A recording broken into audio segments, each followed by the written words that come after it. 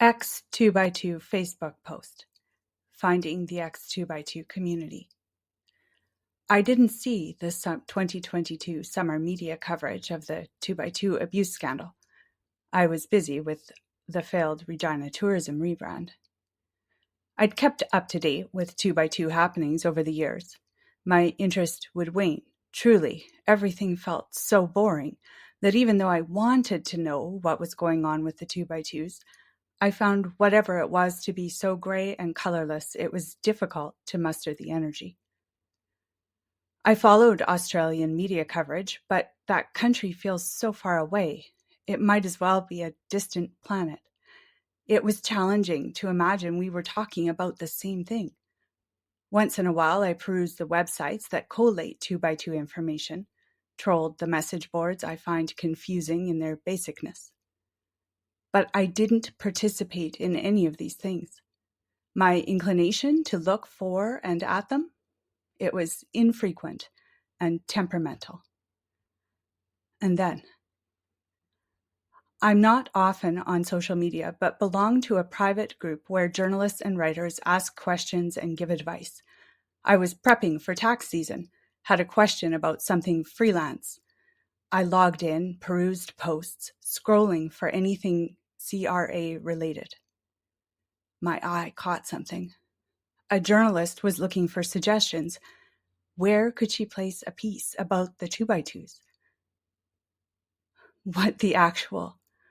A quick Google search and I was off. The first link was to the January 2024 BBC piece. BBC confronts man who abused boy in secretive Christian church. The first words in the piece, the first sentence, it was a name I knew.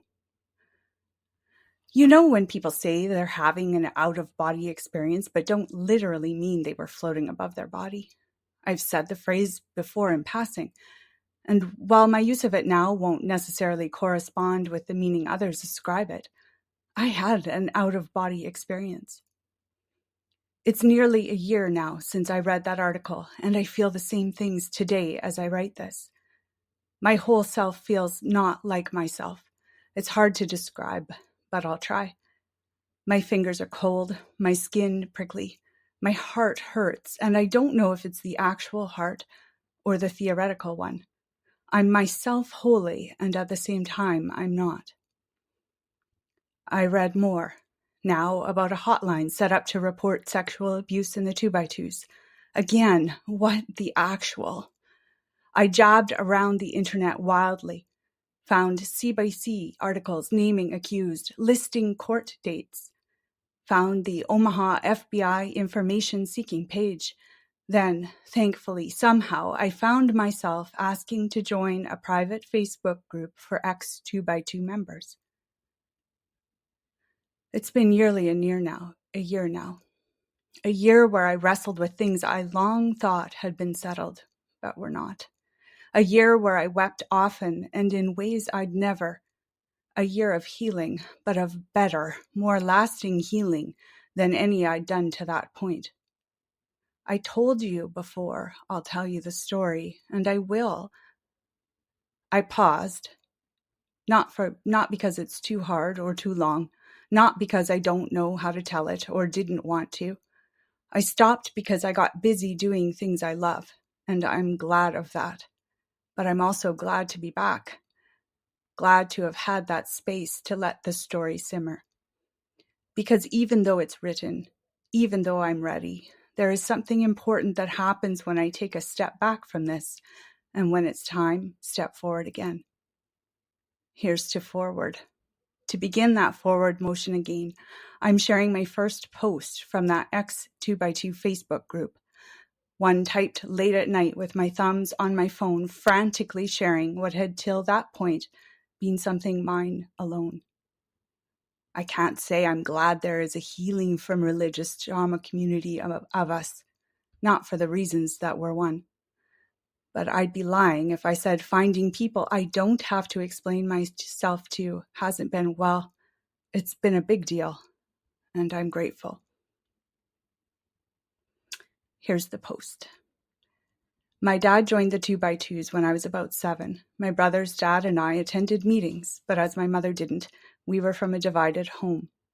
I professed at about 13 at Aylesbury Convention, and at the time still listened for that still, small voice of God the workers et al. Referenced constantly. I still questioned many of the rules that, while mostly were unspoken, were crystal clear, and been given either non-answers or nonsensical ones. But I'd assumed it was my lack of meekness, my own unwillingness to submit, that was the problem. My mother calls my mid-teens my years of mourning as I glommed around wearing mostly all black. Angry and frustrated, straddling two worlds. I had friends in the truth, but only a couple authentic relationships. Other young people had told me how their parents warned them against associating with someone from a divided home. Worldly friendships, the ones that had come so easily before, the ones I wanted, were difficult to sustain.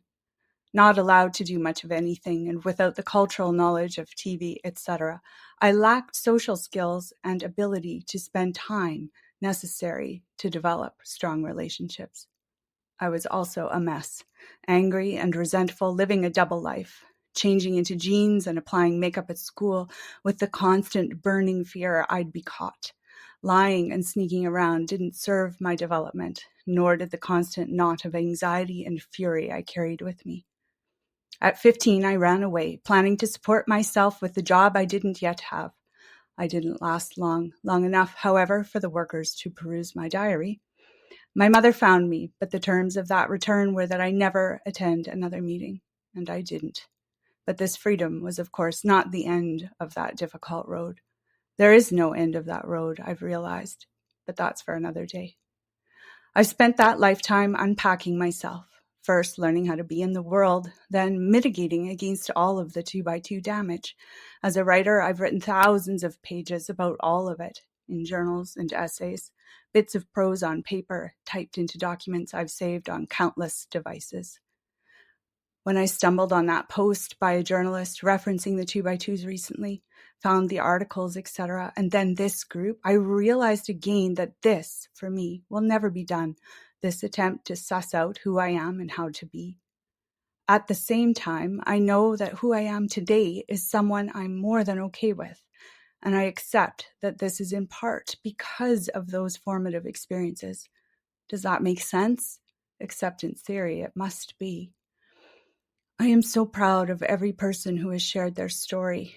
I've cried over many and tried to use emojis to convey gratitude and love for the posts that break my heart, but not in a good way. I'm so grateful for this group and had no idea that this late in the game, something like this could mean so much. I still waffle sharing my experience here, knowing others have struggled with far worse and or for longer circumstances, and worry about taking up space here with my story, that it displaces another's. But posts have also indicated that my experience is not unique, that my 8 years in the truth and subsequently many alongside it, Dad remained until his death, during such formative years impacted my growth and development, and are at least part of why I struggle to be a friend, a parent, a wife, a daughter, a fully formed person, to not let myself be too sad, and to quash the constant nagging feeling that terrible things will happen, to allow myself to be happy. The truth twisted the meaning of so many words for me that happy feels like a trite and worldly concept. But the posts here mean so much to me, and I'm so grateful for them all. To see others put into words things I've said, and to see posts putting words to things I felt but didn't know how to say. Thank you.